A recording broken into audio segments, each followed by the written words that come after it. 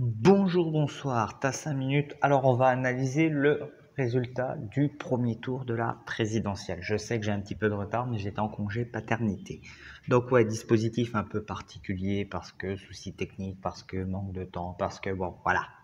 Tu m'as compris, on va gérer. Donc on va analyser résultat par résultat, candidat par candidat, pour voir un petit peu ce qui en est.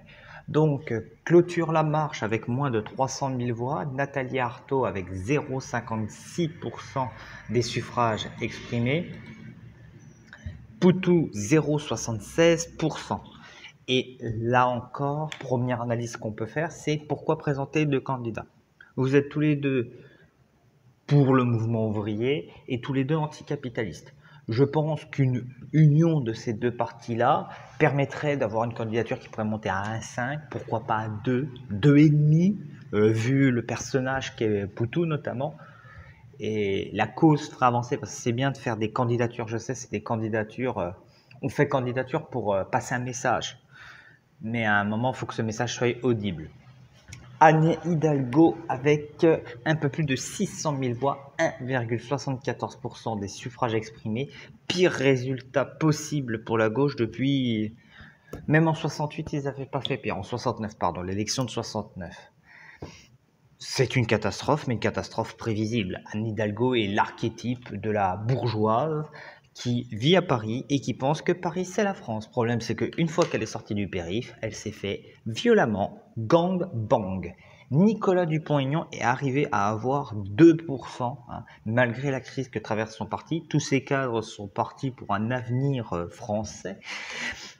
2%, là aussi, ouais, mais bon, on va dire qu'il a un positionnement là aussi un petit peu bâtard. C'est sûrement la dernière présidentielle de Nicolas Dupont-Aignan, donc voilà, 2%, bon, il a toujours été à peu près dans ces eaux-là. Fabien Roussel, 2,28%. Alors, le Parti communiste a décidé de se présenter en dehors de Jean-Luc Mélenchon, parce que Jean-Luc Mélenchon, c'est le mal absolu. Problème, c'est que là, tes 2,28% empêchent Mélenchon d'arriver au second tour, peut-être c'est ce que tu veux, ça c'est indéniable, mais le problème c'est que vous défendez des idées sociales, d'aider les gens, et le problème est pareil pour Jadot avec 4,63%, des idées sociales, des idées écologistes, des idées pour aider les plus démunis contre un système corrompu, et parce que vous n'arrivez pas à vous entendre, parce que vos personnalités n'arrivent pas à s'arranger, vous vous présentez en ordre dispersé et vous empêchez littéralement d'avoir... Même si peut-être Mélenchon, c'est pas 100% de vos idées, mais au moins 50% de vos idées au second tour. Là, vous êtes obligé de choisir entre l'ultra-libéral Macron et, on va mettre des guillemets, l'extrême droite avec Marine Le Pen, même si je pense qu'aujourd'hui Marine Le Pen est à droite et que c'est Zemmour qui pourrait être plus considéré à l'extrême droite, si on regarde un petit peu. Donc voilà, encore une fois, division de la gauche qui les empêche de passer le second tour. C'est la deuxième élection de suite. Ça commence à devenir gênant.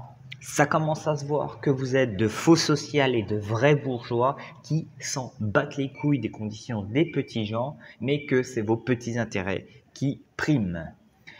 La surprise, Jean Lassalle, 1 million de voix, 1 million 1, 3,13% du suffrage. Valérie Pécresse, un naufrage, 4,78, mais bon, au vu de sa campagne, au vu de ses performances, au vu de comment elle parle, au vu des Républicains, on en a parlé. Aujourd'hui, toute la partie centre-droit est partie chez Macron parce que c'est des libérales, et toute la partie patriote est partie soit chez Zemmour, soit chez Le Pen. Il leur reste plus rien, à part des vieux boomers de Nice, c'est tout ce qu'il leur reste. Éric Zemmour, 7%. Alors d'un côté, c'est une catastrophe, 7%, on nous a parlé du Z, que ouais, il va passer au second tour et tout, il y a son fan club qui nous avait vendu le truc, mais d'un autre côté, il a fait plus que le PS et plus que les Républicains. C'est pas mal pour une première élection. Vous imaginez un petit peu, le Parti communiste qui bat le Parti socialiste, là aussi, c'était du jamais vu.